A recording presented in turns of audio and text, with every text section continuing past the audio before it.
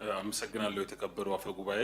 ይሄ በሀገራችንና በቻይና ሪፐብሊክ ጋር ወንጀለኞችን አሳልፎ መስጠት ወይም ኤክስትራዲሽን በተመለከተ ሀገራችን የፈጸመችውን ስምምነት በተመለከተ ድጋፍ ሀሳቤን ለመስጠት ነው። በመጀመሪያ እንግዲህ ይህንን ድጋፍ የምሰጥበት ምክንያት አንደኛውና ዋነኛው ይሄ ወንጀለኛ የሆኑ ግለሰቦች በተለይ እንግዲህ ወንጀል ሲፈጽሙ አንደኛ ባሉበት ሀገር ሕግ ነው የሚጠየቁት።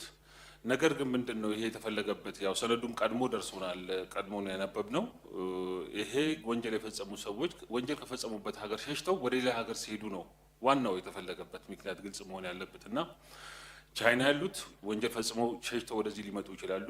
እዚህ ኢትዮጵያ ላይ ያሉት ደግሞ ወንጀል ፈጽመው ወደ ቻይናም ሊሄዱ ይችላሉ ወይ ሌሎች ሀገራት ላይም ሊሄዱ ይችላሉ። ስለዚህ እንደዚህ አይነት በተለይ ከባድ ወንጀሎችን ከሰብአዊ መብት ጥሰት ጋር ሊያያዝ ይችላል፣ ህገወጥ መሳሪያ ዝውውር ጋር ሊያያዝ ይችላል፣ ህገወጥ የገንዘብ ዝውውር ጋር ሊያያዝ ይችላል። ቅድም የተከበሩ የመንግስት ተጠሪ እንዳቀረቡት ኢትዮጵያና ቻይና በተለይ በኢንቨስትመንት በልማት በተለያዩ ስራዎች አጋርነታቸው ተጠናከረበትና ስትራቴጂክ አጋርም እየሆኑ ያሉበት ሁኔታ ነው ያለው። ስለዚህ እንደዚህ አይነት ከባድ ወንጀሎች የሚፈጽሙ ሰዎችን ለህግ ተጠያቂ እንዲሆኑ የማድረግ ጉዳይ ነው። ፍትህን የማስፈን ጉዳይ ነው። ቅድም እንደተባለው እንደዚህ አይነት ከባድ በሀገር ጥቅም ላይ ብሔራዊ ጥቅም ላይ በተለይ ጉዳት ሊያደርሱ የሚችሉ ከባድ ወንጀሎች ለፍትህ መቅረብ አለባቸው እነዚህ ወንጀል የሰሩ ሰዎች ከሚል አንጻር ነው። ስለዚህ እንደዚህ አይነት ነገሮች ዜጎች እንደዚህ አይነት ግለሰቦችን ተጠያቂ ለማድረግ ሀገራት በትብብር መስራት አለባቸው። ወንጀል ፈጽመው ሸሽተው የሚሄዱ ዜጎች ተጠያቂ መሆን አለባቸው የሚል ነው።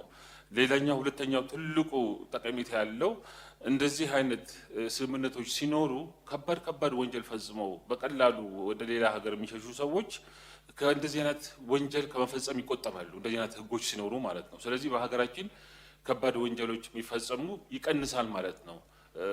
በቀጥታም በተዘዋዋሪም ተጽዕኖ አለው ይሄ ስምምነት ማለት ነው። ስለዚህ ከባድ ወንጀል ፈጽመው በቀላሉ ሸሽተው ወደ ሌላ ሀገር የሚሄዱ ዜጎች ድርጊቶቻቸውን ከእንደዚህ አይነት ወንጀል እንዲቆጠቡና እንቅስቃሴያቸውን፣ ስራዎቻቸውን አግባብነት ባለው ህጋዊ በሆነ ሰላማዊ በሆነ ህግና ስርዓትን ተከትለው እንዲተገብሩ ያስችላል ማለት ነው ይሄ ስምምነት። ስለዚህ በሀገሪቱ ላይ የሚከሰቱ ከባድ ወንጀሎችን ከመቀነስ አንጻር ከፍተኛ አስተዋጽኦ ይኖረዋል ይሄ ስምምነት።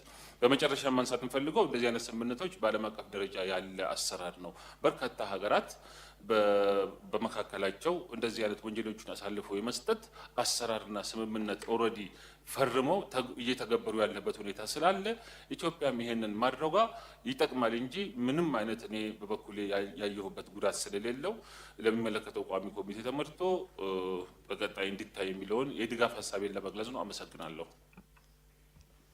እሺ፣ እናመሰግናለን። ይህ ረቂቅ አዋጅ ለዝርዝር እይታ ረቂቅ አዋጅ ቁጥር 1/2018 ሆኖ ለሕግና ፍትህ ጉዳዮች ቋሚ ኮሚቴ መመራቱን የምንደግፍ። እሺ፣ አመሰግናለሁ። ተቃውሞ፣ ድምጽ ታቅቦ የለም። ስለዚህ ረቂቅ አዋጅ ቁጥር 1/2018 ሆኖ ለሕግና ፍትህ ጉዳዮች ቋሚ ኮሚቴ በሙሉ ድምጽ ተመርቷል።